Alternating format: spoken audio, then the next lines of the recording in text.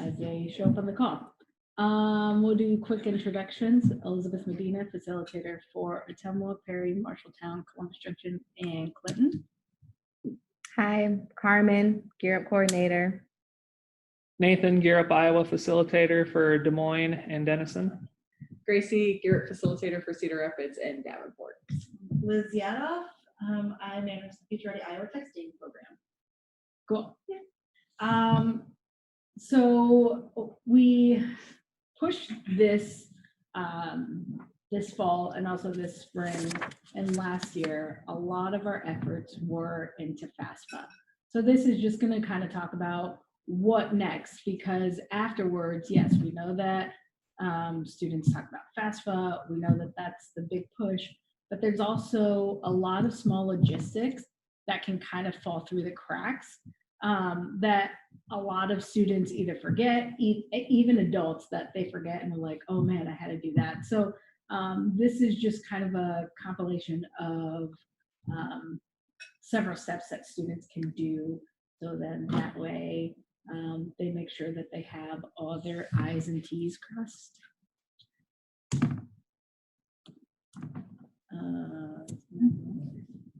Do I just click? Yeah. You're not clicking here. Cool.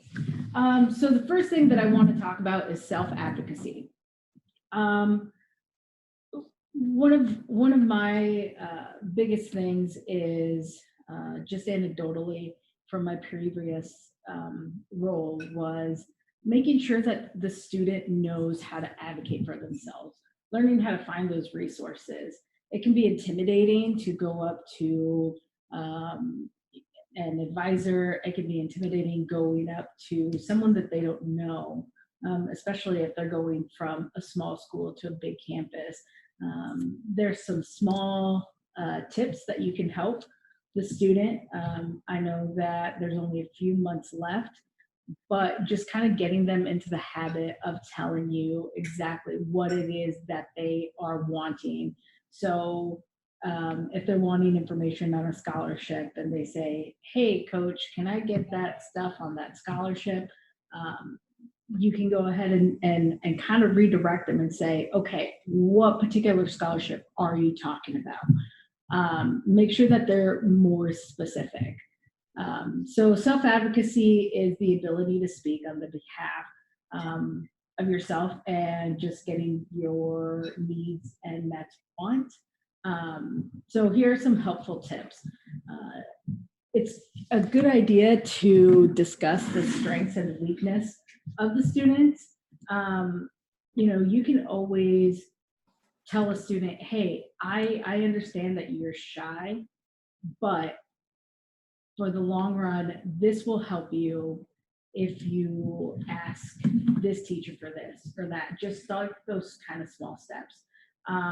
Always remind them, and this was a good reminder, even us as adults, is always ask for help is not a bad thing. We get into this thing of if I'm asking too many questions, then I feel like someone's going to say I don't know what I'm doing, or just kind of get them into the habit that it's not a bad thing to always ask for help and ask those questions.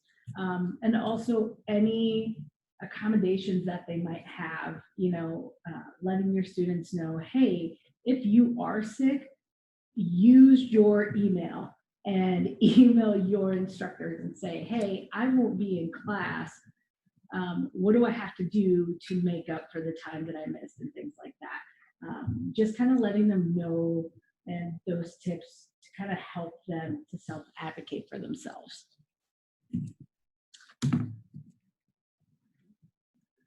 Okay. All right, so we've talked a lot about FAFSA, right? And we keep saying we need to push our numbers. We got to get the students to do the FAFSA in order to get the GEAR Up scholarship, which is all correct. And we want to keep pushing that because we know that statistically students that fill out the FAFSA will successfully enroll into post-secondary education. So now what?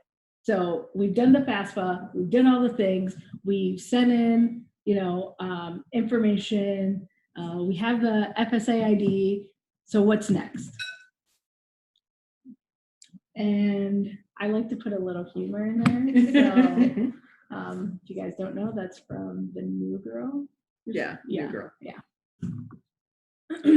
So right now is a really, really good time to make sure that your students know about the scholarships that are happening, or any scholarships that are local. I know that we push a lot of the national scholarships like Greenlight, FastWeb, and those are really, really great resources. But also remember that those are national. So you're having not only our students, but everyone else in the United States that can qualify for those scholarships also applying for those scholarships. Not that they can't get them, because I actually had a student get one. But a lot of opportunities are missed with local scholarships. For example, Eccentric Credit Union is one. They give out 5 $1,000 scholarships to students who have an account with them. And they just have to write an essay of what's the difference between a bank and a credit union. And you might ask me why I know that so well. And I may or may have not applied for that scholarship myself, but things like that. I know Hy-Vee does one, Walgreens does one, places of employment, Tyson, H&I has one. So making sure that those students follow up with where their parents work at, or even if their grandparents went. There's a lot of scholarships that are alum scholarships. Also, you want to also make sure that they look into the scholarships for their particular major that they're majoring in, because a lot of times they have particular scholarships within their major that isn't offered to students that are applying for the university as a whole. So make sure that that is something that they are on top of, as we are getting very, very close. A lot of the scholarships are usually due by the end or beginning of March. April, definitely for sure. That's kind of stretching it though. So we have a few weeks still.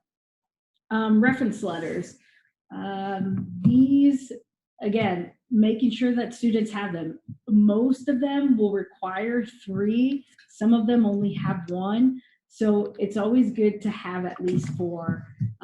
That way, in case, you forget to save one, then you have another one. It's always good to have backups.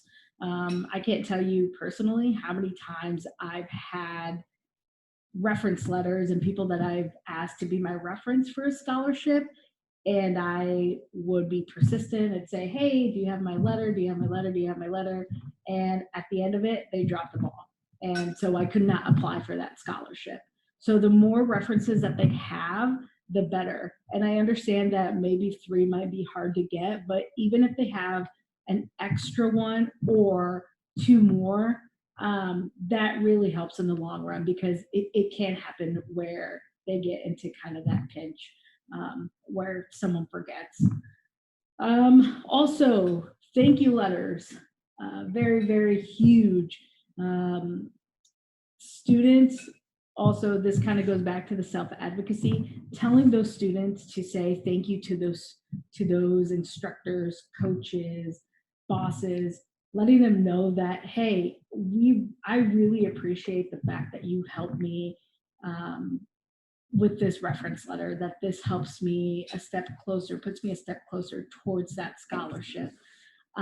So making sure that they get those letters. It can even be a quick email saying, hey, thank you.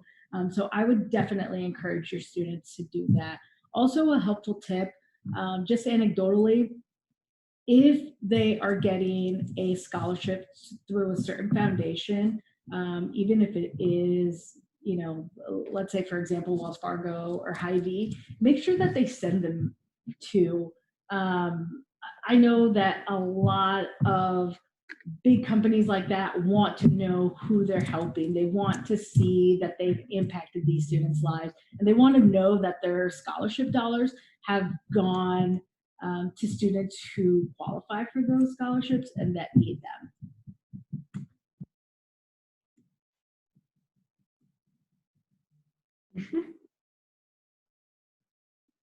Nothing like SpongeBob to make you laugh.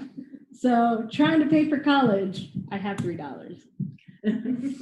So the financial aid letter, a lot of students should be receiving this, if not have already received this from their institution of where they're going. So a couple of things that they need to make sure that they read the fine line, like, hey, this is how much they're giving me, cool, and then set the letter aside.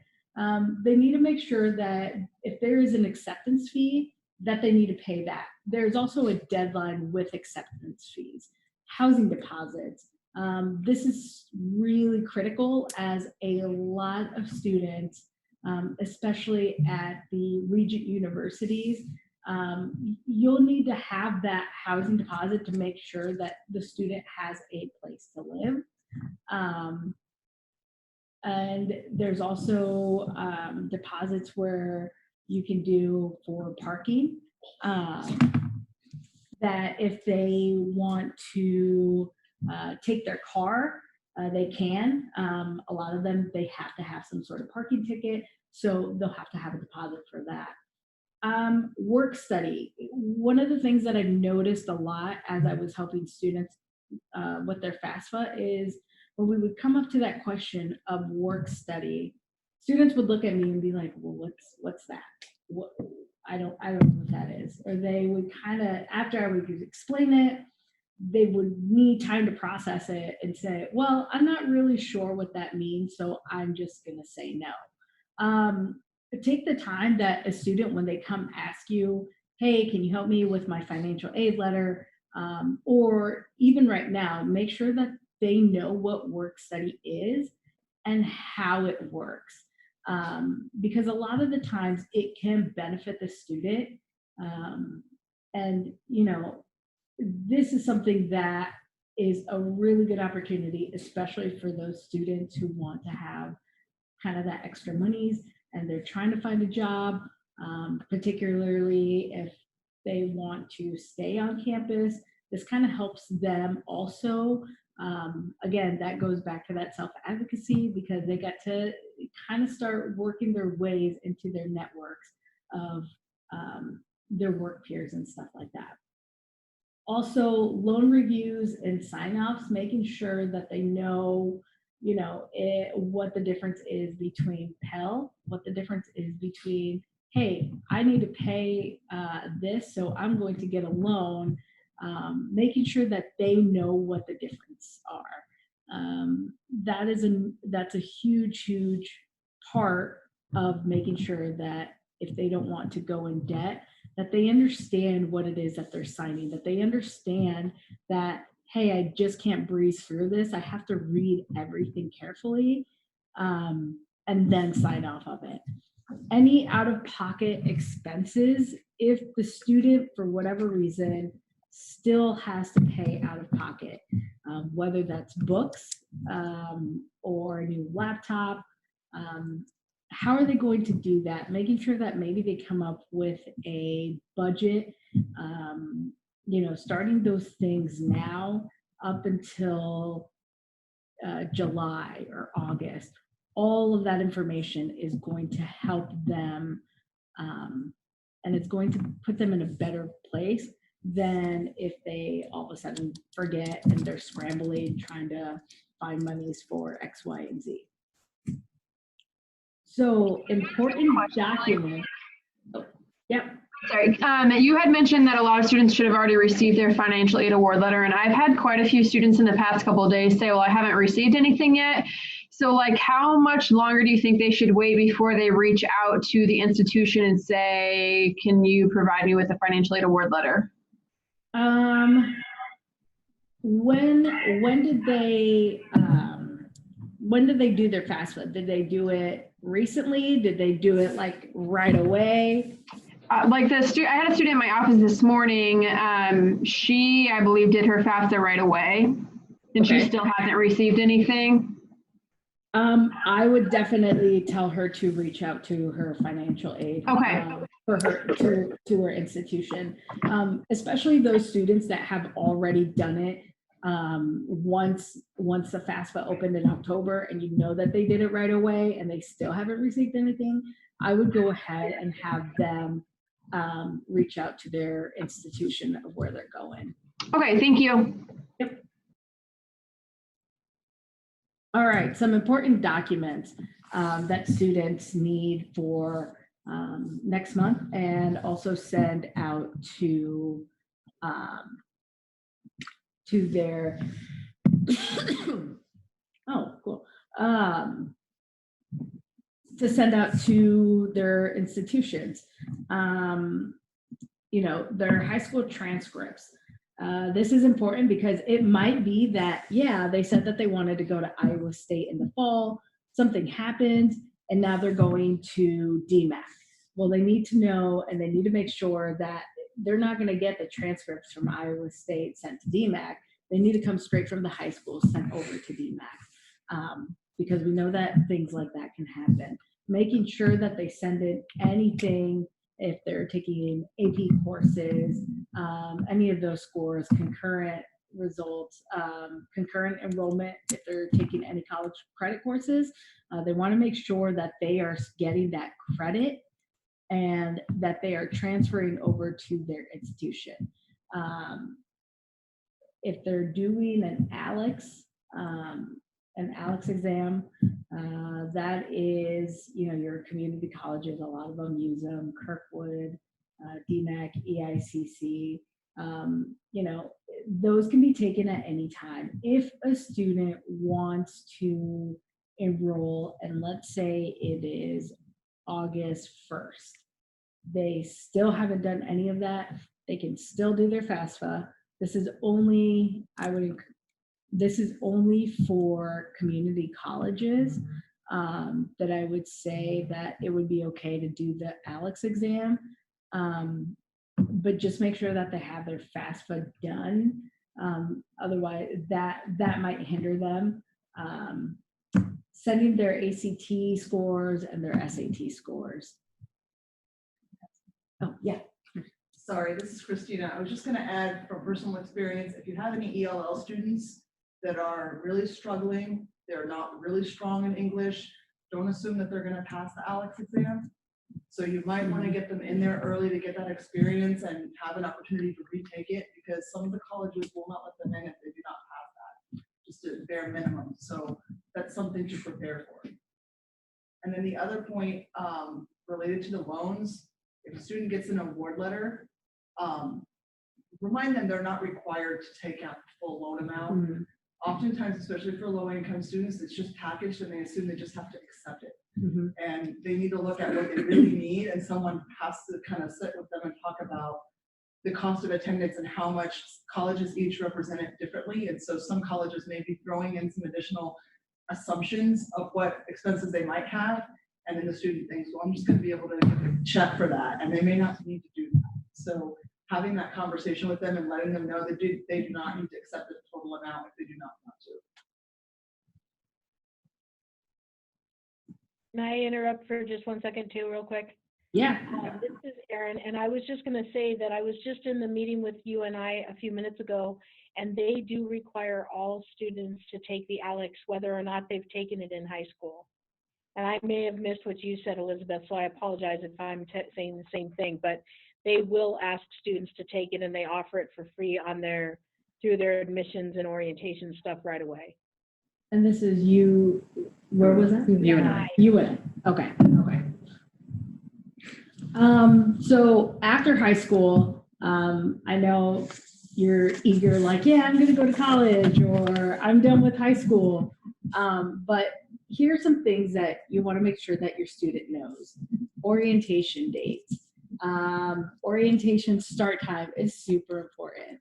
knowing their student ID, because this is going to be something that they are going to have to remember for as long as they're in that institution in particular. So that's a number that I would say, hey, on top of your phone number, you should memorize this. Student email, and just making sure that they check their email on a regular basis. That will get them into the habit, so then that way when they are already in classes and things like that, where a professor sends information, cancels a class, X, Y, or Z, the student has already kind of gotten into that habit of checking their email.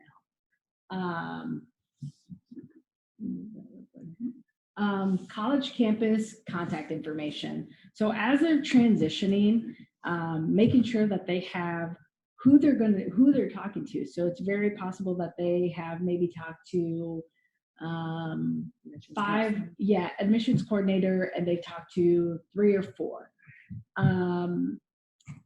If they have someone who they are contacting on a regular basis, or someone that they feel comfortable with, I would say that would be the person that they want to contact with until they meet their academic advisor.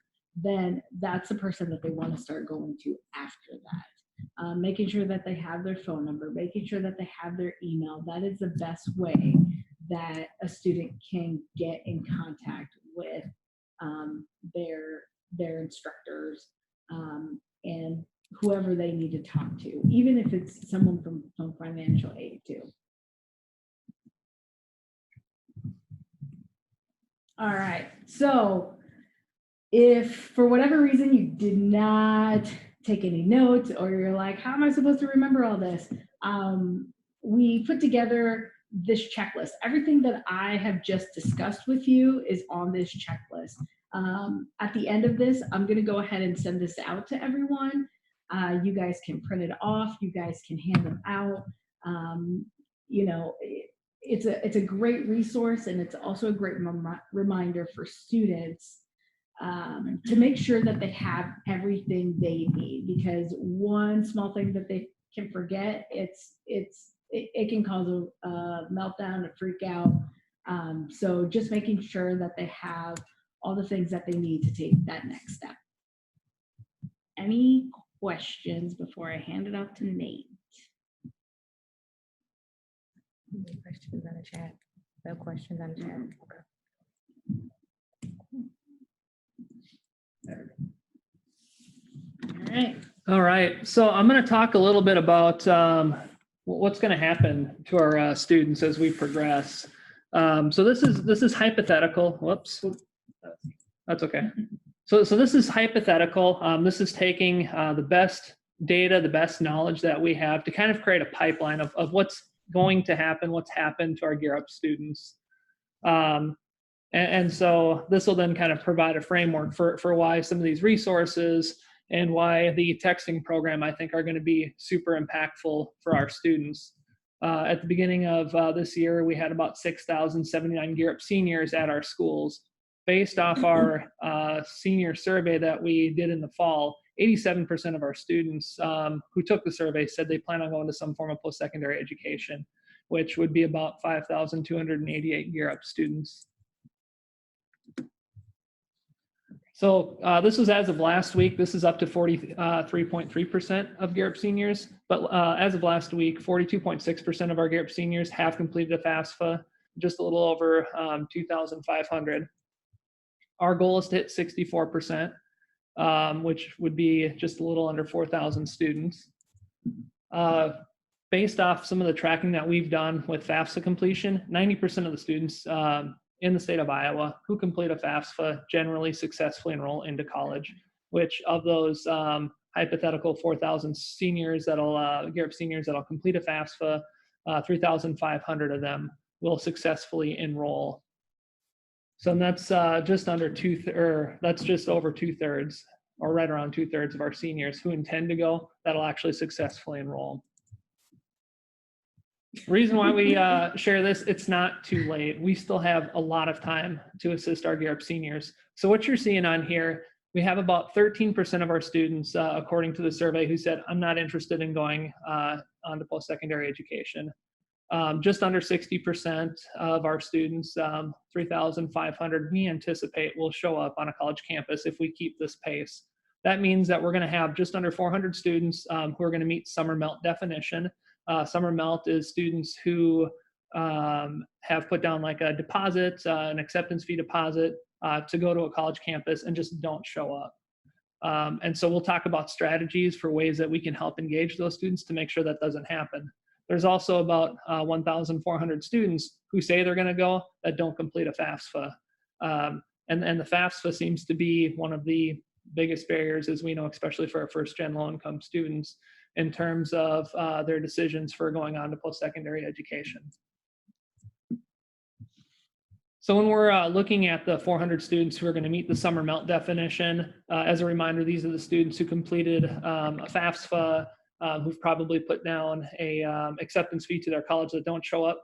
Make sure as you're working with students and as they talk to you and tell you, hey, you know, this is my plan, my post-secondary education plan, make sure that they register for the Future Ready Iowa texting program. We are identifying the GEAR UP students, and they're getting GEAR UP specific texts that they will receive from now up until either we transition them to whatever their college is, or if they don't have a texting program, they'll still get texts from Liz, who will talk about that program in a little bit. Just make sure that they get registered, because we can just keep providing support that way. Make sure that you print off the resource that Elizabeth pulled together for after the FAFSA. Make sure that students know who that contact person is and have that contact information for the person that's at their college. So that way they can help with that transition and make sure that their needs are being met. And, you know, as you know, where students are going, take the time to help connect the students that are going to the same college. They could be a support system for each other in making that happen. Additionally, Elizabeth will probably talk a little bit more about the GEAR UP alumni Facebook page. That's an opportunity to get some more support, as well as most colleges have Facebook pages or other social media things that students can get connected, so they're getting connected to that campus sooner than later. And then when we look at our non-FAFSA completers, once again, the Future Ready Iowa texting program is phenomenal. Every single student, hands down, should register for this, because they'll get very great information. Make sure that students, especially if they say, hey, you know, I do intend on going to college. Hey, there's this Future Ready Iowa texting program. I recommend that you get on it. You will have access to a virtual GEAR UP coach. Extremely important, and we can help with some of the steps too. You know, remind students that FAFSA still applies to community colleges. And on top of that, depending on the program that they're going to, they may be eligible for additional scholarship money through the Future Ready Iowa Last Dollar Scholarship. As you're talking to students, if they say that their intentions have changed, that's okay. You know, we'll support them with whatever their intentions are or whatever they plan on doing. But just keep reminding students, you know, our goal is to help provide them with as many opportunities as possible. If they say, you know, I was thinking about college, now I'm thinking about military, I'm thinking about workforce, I'm thinking about whatever option, great. I still recommend that you get a FAFSA and apply to at least one college that you're interested in case something changes. Just a personal story from my own family. I had a cousin who said, I'm doing military. And I talked to him. I said, I really want you to, you know, consider applying to a college and getting the FAFSA done just in case. And he said, nope, I'm doing the military. He went and he got medically discharged. He didn't have a backup plan. And he's like, Nate, I really wish I would have just done that, because then I could have gone to college and not have to take out a ton of loans. So as you're having conversations with students, it doesn't hurt to get the FAFSA done. It doesn't hurt to apply to college. Those are great backup plans for whatever they decide to do. And as students, as you talk to students who are unable to complete the FAFSA, you know, we're doing what we can to send out resources to you that you can share with students. If you ever have questions, reach out to us. We're happy to share the resources that we have to help students who might be unable to complete their FAFSA. And I think that just ends my part. At the end of the day, what we've been able to do so far with our GEAR UP students has been unbelievable. Kind of what I'm sharing with you, this is kind of uncharted territory in the sense that we've never looked at data this way. And so I'm trying to frame it so that we can catch these students and make sure that we're giving them the supports that they need as soon as possible. And we'll pass it off to Liz to talk about Future Ready Iowa texting program. And thank you for the good press on that. Hey, everyone. I'm Liz. I know I've met a few of you before, and those of you that I haven't, I hope to meet you soon. But I run our Future Ready Iowa texting program, so I know you've heard a lot about it before, but I just want to go over a few updates and give you some more information about the program, and then allow you to ask some questions as well. So first and foremost, the Future Ready Iowa texting program, what is it? It is counseling via text message to promote college access and success. But even further, it is one of my favorite parts of the program is that it is actual one-on-one counseling from a coach, essentially, which is me, which is nice. And it's really in place to supplement what you guys are already doing. So you guys are already implementing all of these things with your students, and I'm just here to help support that as well, and ensure that we're sharing similar messages and getting the students on track to where they need to be. And just to give you a little bit of an update on where we're at currently, and this is from last week, so I have, actually it's a little outdated, but right now we're up to 145 total contacts with just over a 60% engagement rate as of this morning. So we have a ton of students engaging with us. It's really showing us that they are excited about the program. They enjoy engaging in that way. They're really interested in what we're saying to them. So I'm really pleased with that engagement rate. And just a little bit of background, we have another, we're also texting non-GEAR UP seniors, and those seniors' engagement rate is much lower. And I think that's because, you know, not only, I think that with the work that you guys are doing is really supplementing this, and so they're already engaged and they're already interested in the process. And so it's really just helping everything come together for that. So that's been really exciting to see those numbers kind of move up. So these are just some of the things that I've noticed from students as they've been asking me questions and as things have come in.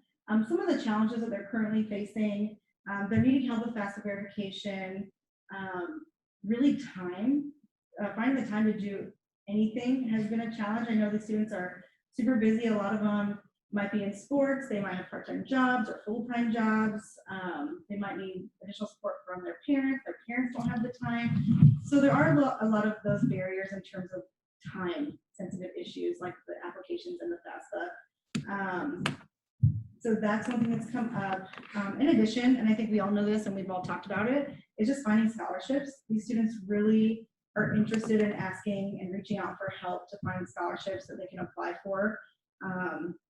And so just to give you an idea of some of those challenges, and I'm sure you guys are hearing some of the same things, and so it's just nice to kind of put those two things together as well.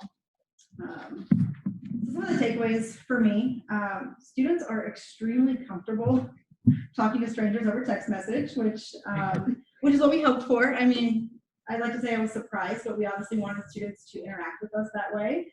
But they're very comfortable. They're excited about what they're doing. So when they've made their decision and I ask them about it, they're super excited to share that and talk to me about their next steps and what they're needing to do.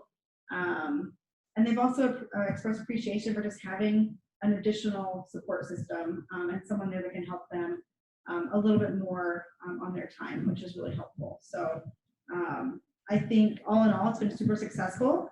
We've only been up and running for a little over a month and a half. So in that short time, we've been able to gather a lot of information and really reach out to the students and kind of provide them with some benefits and some resources for that. So speaking of benefits, what are the benefits of the texting program? So again, like I said, one of the best things about it is the student does get one-on-one access to a virtual coach. It's very personalized, so not every student is going to get the same message. So we are collecting information about these students as they text us back. And so we're able to text students very specifically on where they're at in the process. So if we already have a student that's filed the FAFSA, they're not going to get my FAFSA reminders. If we have a student that's already told me they've decided on a college, I'm not going to be knocking on their door asking them when they're going to decide. So it's very individualized to the student and where they're at in the process. So not every student is going to get every message. Some will get much less depending on where they're at, and some will get many more to help push them along the way. Another benefit is just they get consistent reminders. So as you can see here, these are some examples of some things that we have sent or are planning to send, but just reminders to do that FAFSA. If they need to retake the ACT or take it for the first time, we're kind of pushing them to do that. Attend orientations, that goes into the summer melt prevention strategy. So just reminders in addition to the coaching. So we're also guiding them through the summer and through the first year of college. So like Nate mentioned, we do have a lot of summer melt prevention strategies kind of built into that texting program throughout the summer to make sure that students are completing tasks, holding them accountable for doing those tasks, and kind of pushing them along when maybe they lose a little bit of that support during the summer. But then going into that first year of college, we're going to follow them. So we'll send them very college-specific tools. So if we have students that are going to Iowa or Iowa State, kind of pulling in from what they're doing and really helping them through their specific school and those processes. And also providing them with resources, success tips, just a variety of different resources to help make them successful during that first year. So it's really important that they get in the program now, so they're already up and running when that first year of college hits, and then we kind of, their support kind of dissipates a little bit. So we want to definitely be able to help them as they continue through that first year. And then the biggest benefit is that college attainment and success piece. We want these students to do well. We want them to complete and graduate with their certificate, diploma, degree, whatever it might be, in that next level. And we know that they're likely to do that when they have that in-person support along with that texting as well. So huge benefit there. And then virtual coach, I just wanted to kind of explain this a little bit more of what we mean when we say virtual coach. So essentially it's a real person that can guide them through the college process. So, I am there to answer questions and guide them as I'm able to via text. There's no commitment for these students. They can opt in, and then they don't have to actually respond to me if they don't want to, but then they have the option to ask questions as they need. So I don't beg for them to talk to me, but I do like that they have the option to do so if they need it. It is confidential, so unless, if they do need some in-person help from somebody, I will ask them for their permission to hand them off, which in my experience this last month, they've all been really okay with that. So I know I've handed them off to some of you guys already.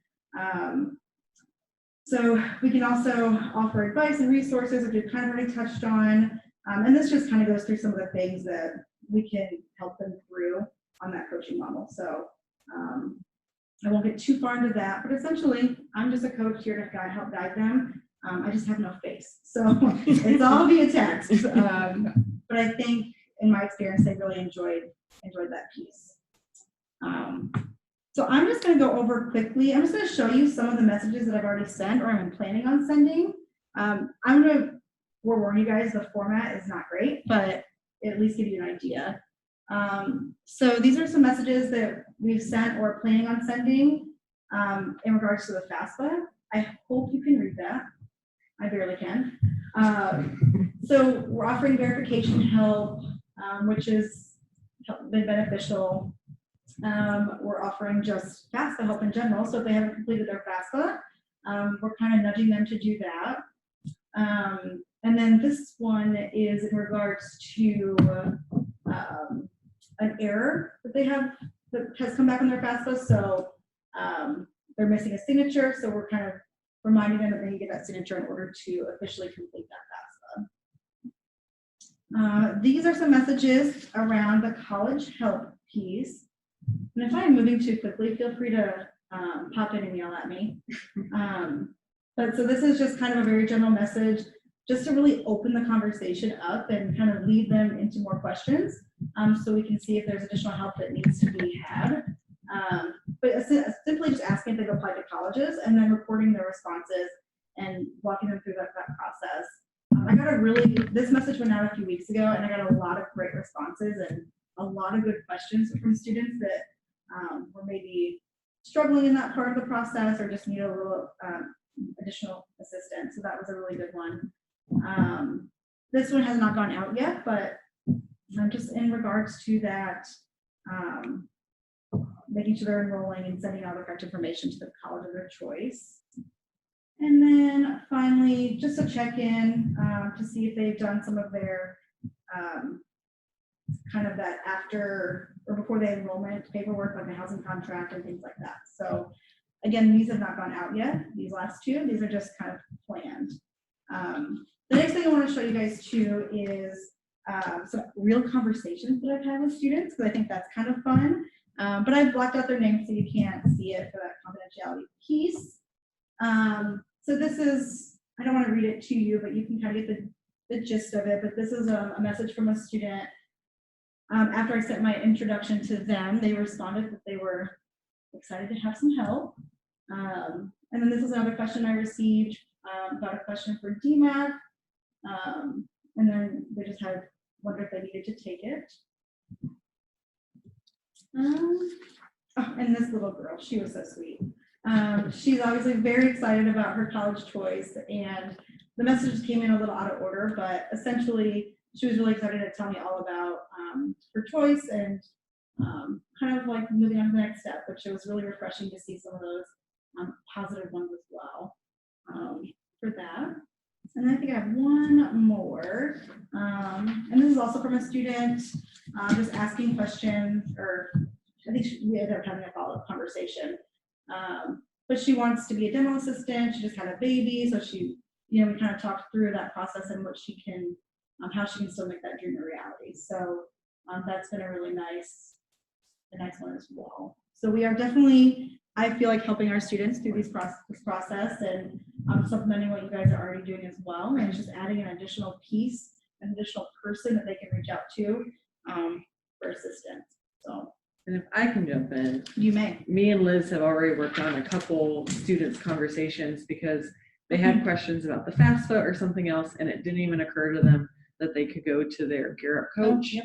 And so we were able to be like, she let me know, and the student was cool with letting my coach know. And so then they were able to get in-person help with the FAFSA. Yeah. So even in just 6 weeks, I think 2 cases I know of that went that way, plus all these other ones that she's providing support to. So I definitely think it's a wonderful asset for our students. And I think it'll be really nice in the summer also when they're kind of losing some of that in-school help. Yeah. That's it. So does anybody have any questions specific to the texting program, or I guess really to any of us? And you can either unmute yourself or put it in the chat box.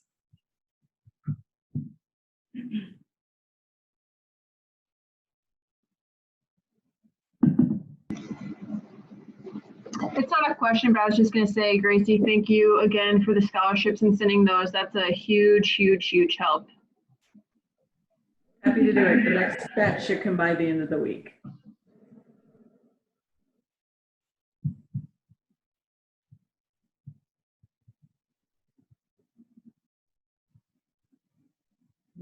Have any of you guys heard from your end students that are using the texting campaign and any experiences they've had with it? Hey, Erin.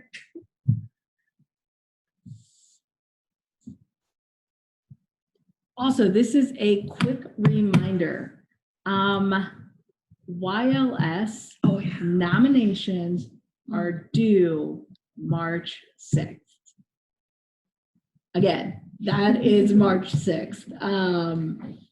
As much as I would love to get a late entry, just because of the mass quantities of nominations that we had last year, the cutoff is March 6th. So if you email me at 5 o'clock on March 6th, and I'm already gone for the day. What day is that? It's a Friday. It's a Friday. Yeah. Yep.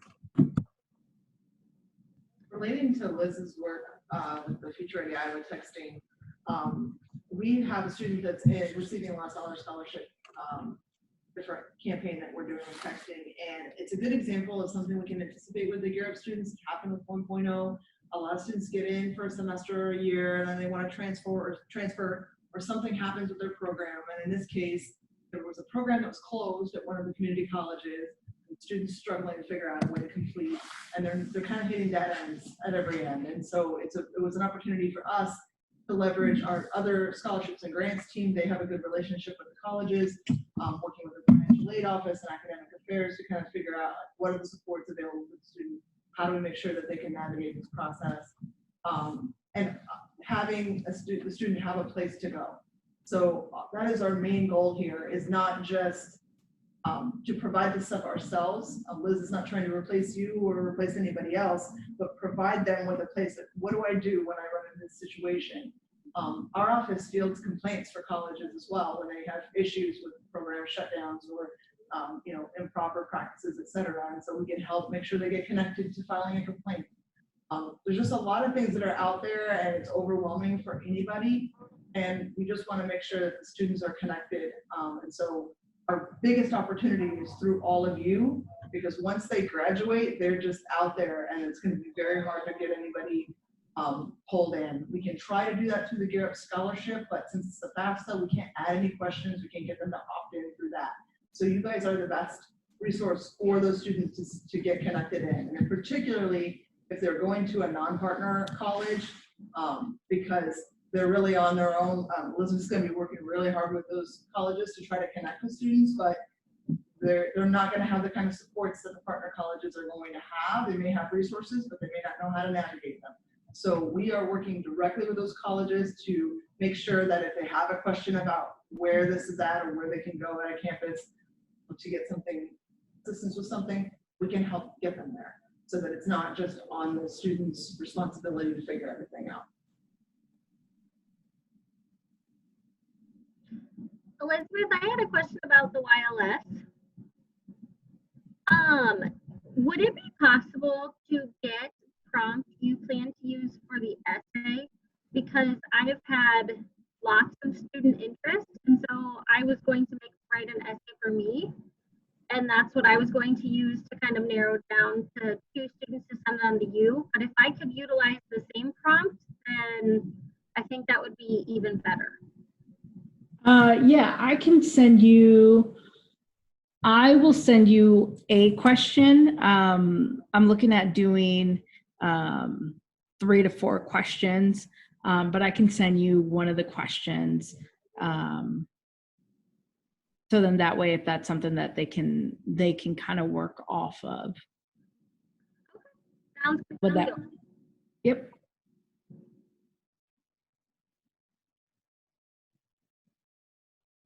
That's good. Good. All right. Does anyone else have any questions before we wrap up?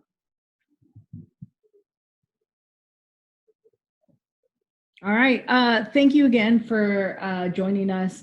I will be sending out FAFSA Now What, and again, feel free to use that resource. And it's a great way for students to kind of just look at it and say, oh, okay, or even just have it on their fridge, taking it home and just saying, okay, I need to do this, or this. That kind of helps with Liz's part, and then also with that kind of that summer melt is just kind of having that visual reminder for them and their parents as well. So, all right. Thank you guys for joining us this afternoon, and we'll talk to you soon. Bye, guys.